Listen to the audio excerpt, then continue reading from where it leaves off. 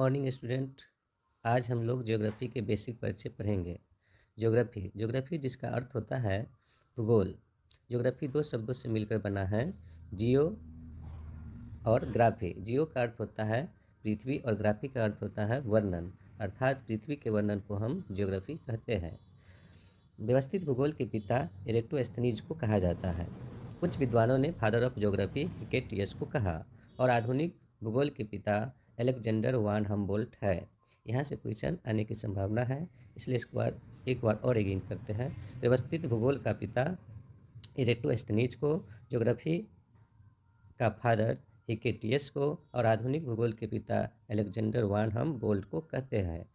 भूगोल को हम दो बराबर भागों में बांट के पढ़ते हैं, एक वर्ल्ड ज्योग्राफी विश्व का भूगोल, दूसरा इंडियन ज्योग्राफी भारत का भूगोल। पृथ्वी earth, area of earth 51.1 crore kilometre square है, यानी पृथ्वी का क्षेत्रफल 51.1 करोड़ किलोमीटर स्क्वायर है। पूरे पृथ्वी को दो भागों में बांटते हैं, एक होता स्थल मंडल जिनका क्षेत्रफल 14.8 करोड़ किलोमीटर स्क्वायर है, वहीं जल मंडल जिनका क्षेत्रफल 36.3 करोड़ किलोमीटर स्क्वायर है। स्थल मंडल को 7 भागों में बांटा गया जिसमें 7 महाद्वीप देखने को मिलता है, जिसका क्षेत्रफल 29.20% लगभग 29% है। और जल मंडल को 5 महासागरों में बांटा गया है जिसका क्षेत्रफल 70.80% लगभग जो है 71% है। अब हम पूरे पृथ्वी को दो भागों में बांट के पढ़ेंगे, एक होगा उत्तरी गोलार्ध, दूसरा होगा दक्षिणी गोलार्ध। उत्तरी गोलार्ध में महाद्वीप भूमि वाला पार्ट लगभग 60% है, वहीं वहीं महासागर अर्थात जल वाला पार्ट जो है 40% है। पूरे विश्व का जो है ना सर्वाधिक जनसंख्या 90% जनसंख्या जो है उत्तरी गोलार्ध में निवास करता है। और दक्षिणी गोलार्ध में देखें तो दक्षिणी गोलार्ध में 19% महाद्वीप अर्थात भूमि वाला पार्ट है और 81% महासागर जल वाला पार्ट है। पूरे पृथ्वी को हम 0 डिग्री अक्षांश विषुवत या भूमध्य रेखा से डिवाइड करते हैं। स्थल मंडल जो 7 महाद्वीप है, इसको हम लोग क्षेत्रफल के दृष्टिकोण से घटते क्रम में देखेंगे। पहला स्थान पे आएगा एशिया, दूसरा पे अफ्रीका, तीसरा पे नॉर्थ अमेरिका, चौथा पे साउथ अमेरिका, पाँचवा पे अंटार्कटिका और 6 पे यूरोप और 7 में ऑस्ट्रेलिया। वहीं जनसंख्या के आधार पे हम घटते क्रम में देखेंगे तो एशिया एशिया फर्स्ट स्थान पे आएगा, दूसरा स्थान पे अफ्रीका, तीसरा स्थान पे यूरोप, चौथा स्थान पे नॉर्थ अमेरिका, पाँचवा स्थान पे साउथ अमेरिका और छठा स्थान पे ऑस्ट्रेलिया और सातवां स्थान पे अंटार्कटिका।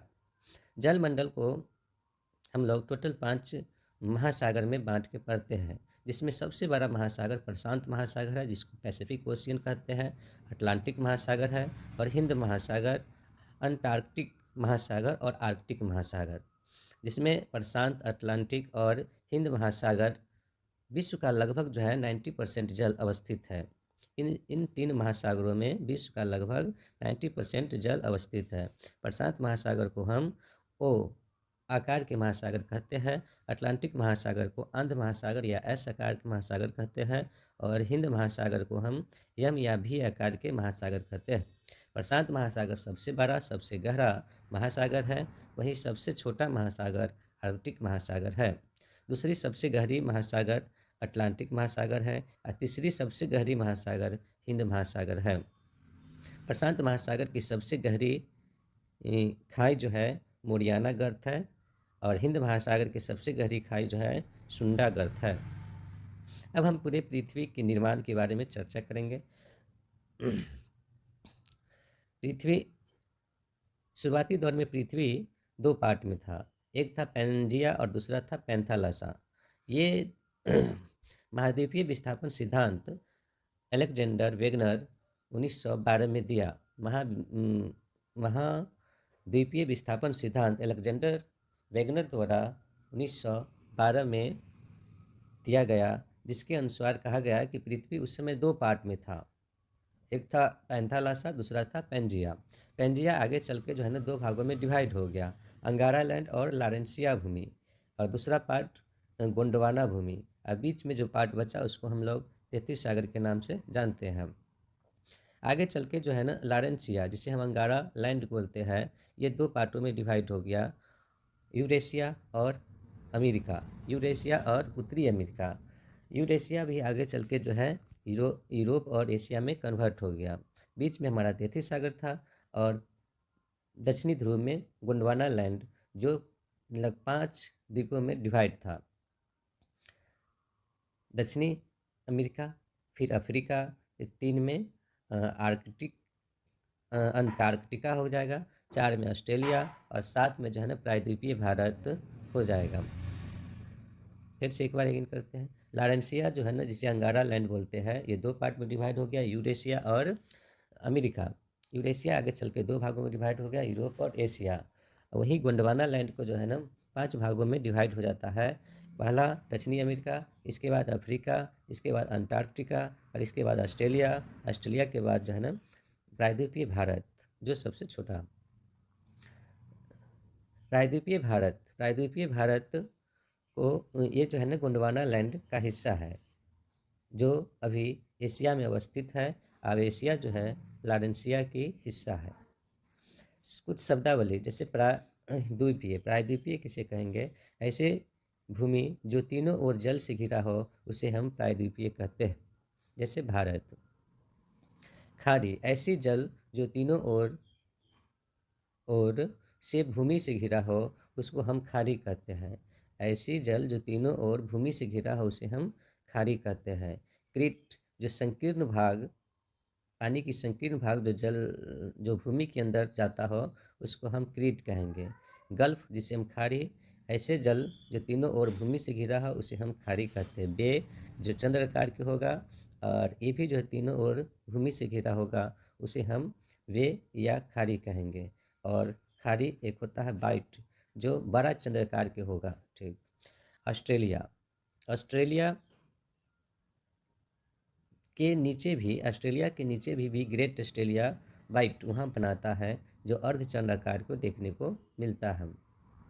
द्वीप किसे कहते हैं? ऐसे भूमि जो चारों ओर से जल से घिरा हो उसे हम द्वीप कहते हैं। ऐसी भूमि जो चारों ओर जल से घिरा हो उसे हम द्वीप या आइलैंड कहते हैं। लैक किसे कहते हैं? झील, ऐसे जल जो चारों ओर से भूमि से घिरा हो उसे हम झील कहते हैं। यानी कि ऐसे जल जो चारों ओर भूमि से घिरा हो उसे हम झील कहते हैं। इसको हम समझेंगे थोड़ा सा। समुद्र तल से कैसे हम किसी भी मैदान, पहाड़ और या माउंटेन को मापते हैं। तो समुद्र तल जो है, सी लेवल, समुद्र तल, पहले समुद्र तल जो है ना चेन्नई से मापा जाता था, लेकिन वर्तमान में यह समुद्र तल अब मुंबई से मापा जाता है। पहले समुद्र तल के लेवल जो है चेन्नई से मापा जाता था, अब वर्तमान में मुंबई से मापा जाता है। समुद्र तल से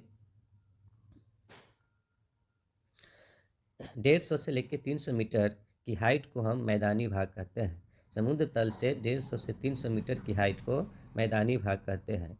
300 से 600 मीटर की हाइट को हम पठार कहते हैं, और 600 से 1000 मीटर की हाइट को हम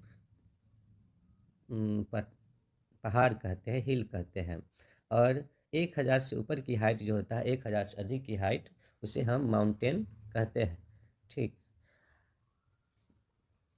पर्वत श्रेणी, माउंटेन रेंज, किसी एक ही कालखंड में लगातार पर्वतों का निर्माण रेंज या श्रेणी या पर्वतमाला कहलाता है। यानी एक ही कालखंड में लगातार पर्वतों का निर्माण रेंज, श्रेणी या पर्वतमाला कहलाता है।